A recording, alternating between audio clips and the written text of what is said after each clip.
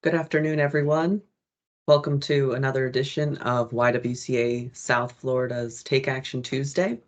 Today, we're going to do things a little bit differently, slightly different format. I'm going to be sharing a PowerPoint presentation with you all while going alongside with the video. So, to give me a second here.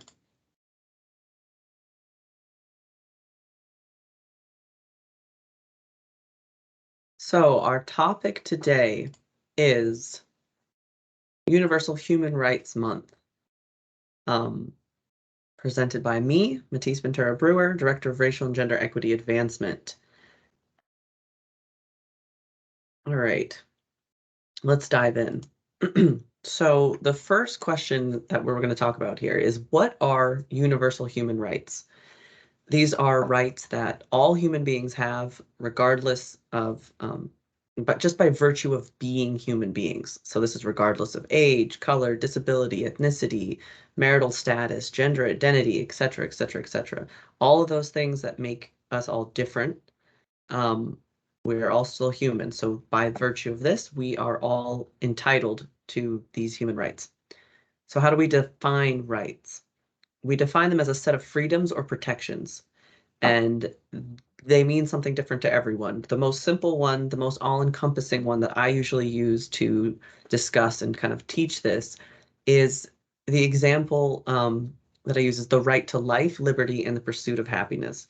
Most of us here in the United States, we're familiar with that phrase, but we don't necessarily stop to think about what it means. So we're going to dive in just a very brief overview here today. So what does the right to life, liberty, and the pursuit of happiness actually mean? So none of these can stand on their own, right? Life, the right to life, that's so all-encompassing, right? And it means something different depending on what conversation you're having. So each one is made up of a bunch of other smaller rights. And we're obviously not going to get into all of them today because there's just way too many. But I'm just going to hit some of the basic ones. So the right to life means you have a protection from harm, like physical harm, from either like from the state, from police brutality. You have the protection from violence to your person caused by others. You have the right to self-defense. These are all things we would consider that are supporting your right to be alive, right? Another one is the right to healthcare. That would be quality, affordable healthcare, right?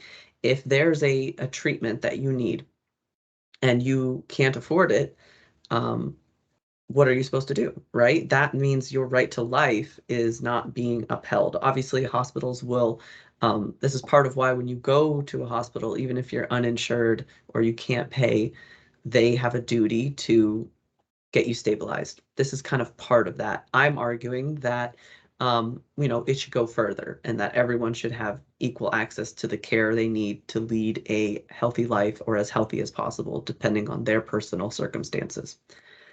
So again, leading into this is the right to healthy food and a healthy environment. So you might wonder, well, where do all this, like, does environmental justice come into this at all? And it does in the right to life. So there's lots of studies, and I don't have them linked here, but the effects of the environment, if it's an unhealthy environment, if there's you know, a metal processing plant, or when oil is spilled in the Gulf, all these kind of environmental related things that are often caused by weakening environmental protection laws, these have a real world effect on often the poorest people in our country and across the world, right? So if someone is growing up in an unhealthy environment and in a food, um, an area of an artificial desert where they don't have access to healthy food, or the food is insanely overpriced, like on some Native American reservations, that's not an equal access to somebody who has a Trader Joe's or a Whole Foods on their block, right? So again, that's a way that these aren't distributed equally.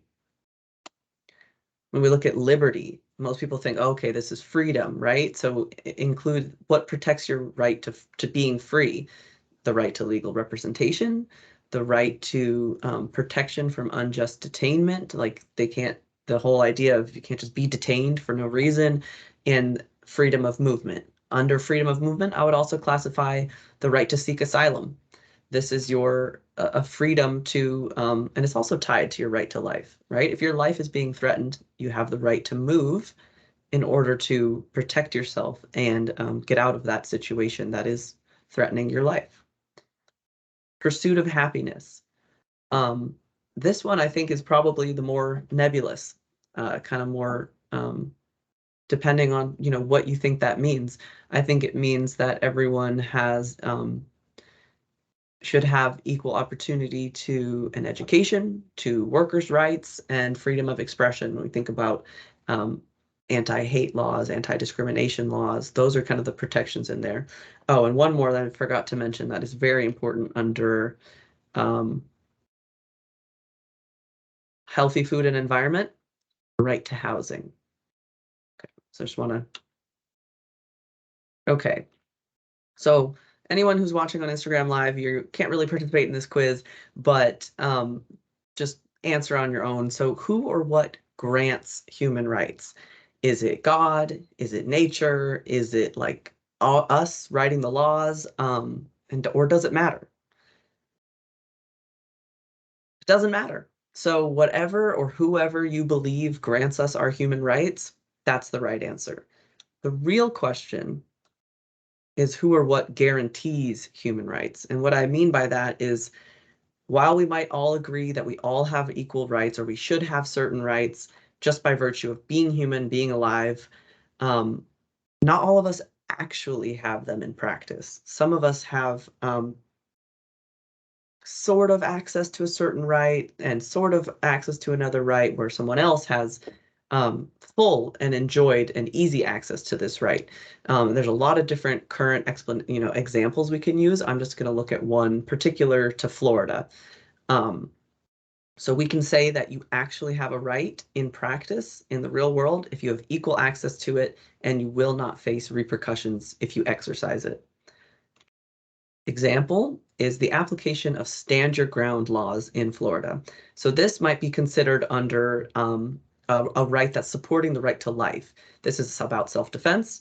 And the idea is if you are, well, originally, if you were in your home, which is your castle, your domain, you have the right to use lethal force to protect yourself when you feel you're facing a credible threat. So in Florida, this has been expanded to include other places that an individual might be passing through. So in these two examples, most people are familiar with George Zimmerman. He was not in his home, but he was out in his neighborhood, and he successfully argued that he was using stand your ground or that it was applicable to him after he killed Trayvon Martin in 2013. So he was acquitted, and that was a successful use of the law. However, on the other hand, we have Marissa Alexander, also in Florida. She was at home. She fired a warning shot at her husband who was trying to enter her home. They had an abusive past and there was estrangement there. This was in 2011. Even though she did not cause any bodily harm to her husband, she was still convicted of aggravated assault and sentenced to 20 years in prison.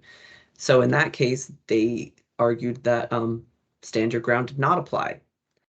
So what does that mean? Well, given what we understand about what it means to have rights, do they both have the same rights? Do they have the right to defend themselves with lethal force under Florida stand your ground laws? I would argue no. They both on paper they're both Florida residents. The Florida law does not say only applies to men, doesn't apply to women. It does not say only apply or doesn't apply to Black people. Doesn't say any of that. So in theory, Marissa's in her house, fired a weapon in order to protect herself from what she saw as a credible threat to her person. Very similar circumstance to George Zimmerman, who he's arguing that there was a credible threat to his person. I might disagree, but the jury didn't, right? So, but in reality, they don't have the same rights because only one of them was able to successfully use the stand your ground law to support their actions. So how do we make sure that everyone not only has equal rights on paper, but also in practice? One way to do that is we expand what rights count as universal human rights. We do this by educating our friends, our family members, our coworkers, by participating in advocacy work and policy. So this might mean advocating for the right to affordable housing, right? This might mean advocating for the right to healthy food in schools, provided to all students, regardless of cost. This might mean um, you know, standing in solidarity with Native American tribes who are trying to resist pipelines being built or threats to their water supply, things like that. Additionally, we have to constantly reaffirm the rights of all people through action. And that means when someone is seeking asylum, they get asylum. This means when someone is a citizen and can prove they're a citizen, they are not taken to an ICE detention center. That would be unjust detainment, right? So this might mean abolishing ICE. This might mean, there's a lot of things, and they have to happen in practice. They have to happen every single day. Um, Another way we do this, or a big way we do this, is through our vote. We need to vote for representatives that are going to strengthen and expand universal access to human rights. So that's what you can do to get involved. And, tune in next week. We are our topic next week is going to be global education. And we'll have more info on that soon. Thanks and have a good day.